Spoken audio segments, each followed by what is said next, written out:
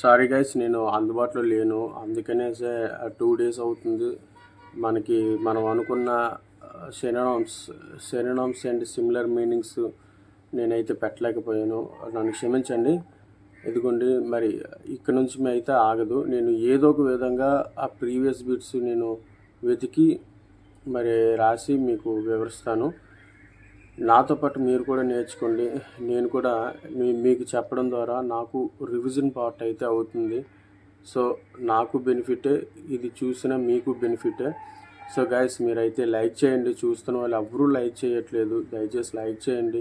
ఎందుకంటే నేను చాలా కష్టపడి బ్రౌజింగ్ చేసి మరి ఈ ప్రీవియస్ బిట్స్ అన్నీ నేను గ్యాదర్ చేస్తున్నాను. రోజుకి 5 కన్నా నేను ఎక్కువ చేయలేకపోతున్నాను. ఎందుకంటే చాలా ఎక్కువ ఉంది ఇది. సో 10 చెప్తాను అన్నాను, కానీ నా వల్ల అయితే అవ్వటం లేదు. అంటే ఇక్కడ పని చూసుకోవాలి, నెక్స్ట్ ఇంటిని చూసుకోవాలి, అదేవిధంగా నేను మిగతా సబ్జెక్ట్స్ చదవాలి, అదేవిధంగా ఇది కూడా మనం పూరించాలి. సో అందుకనిసుకుని నేను 5 మాత్రమే సెలెక్ట్ చేసుకుంటున్నాను.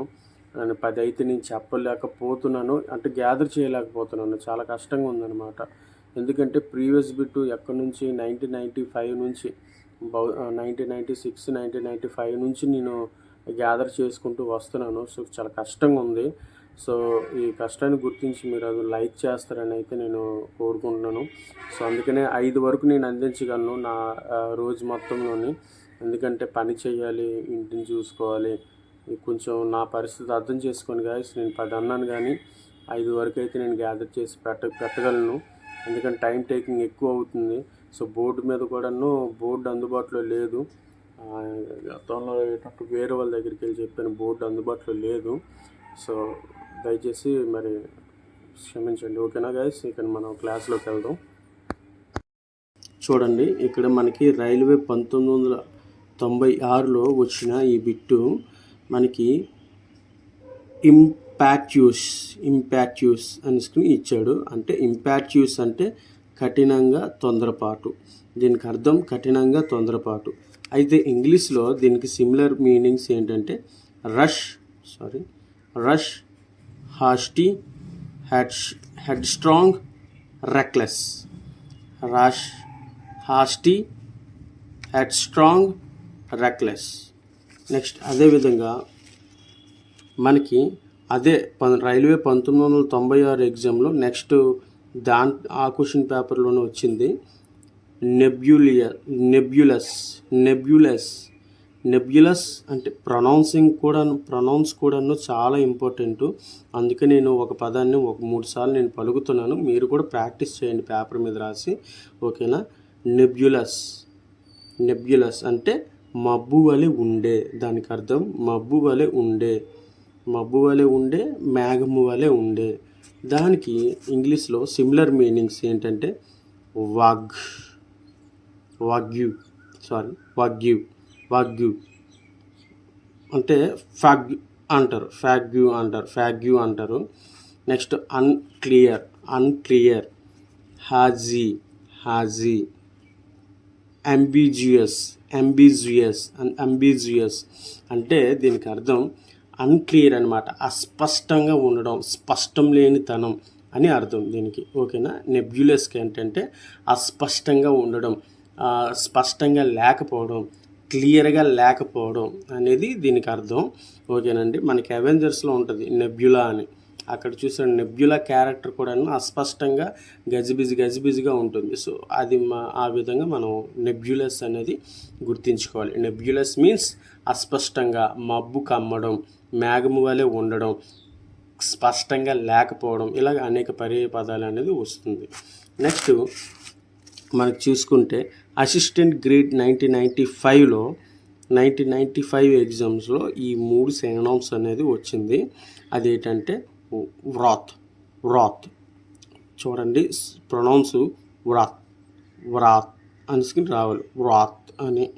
ఓకేనా? దానికి అర్థం కోపం, అనే అర్థం. అయితే దానికి పర్యాయ పదాలు ఆల్రెడీ మనకు తెలుసు. యాంగర్ అని, ఫ్యూరీ అని, ఫాస్ట్ అండ్ ఫ్యూరియస్ అని అంటారు చూసారా? సో అందులో ఫ్యూరీ అని,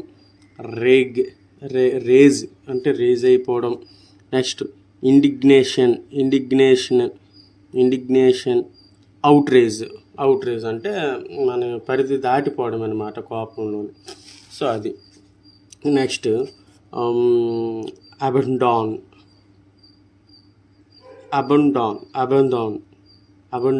అంటే అబండాన్ అంటే ఇప్పుడు అబండాన్ అంటే విడిచిపెట్టు అని అర్థం. ఇక్కడ మనం ఇంకో పదాన్ని కూడా జ్ఞాపకం చేసుకోవచ్చు. అబండాన్ సరేలే అది వదిలేయండి. నెక్స్ట్ ఇదే మనం చూద్దాం. అబండాన్ ఎందుకంటే టైం లెంత్ ఎక్కువైపోద్ది అందుకని. అబండాన్ అంటే విడిచిపెట్టు.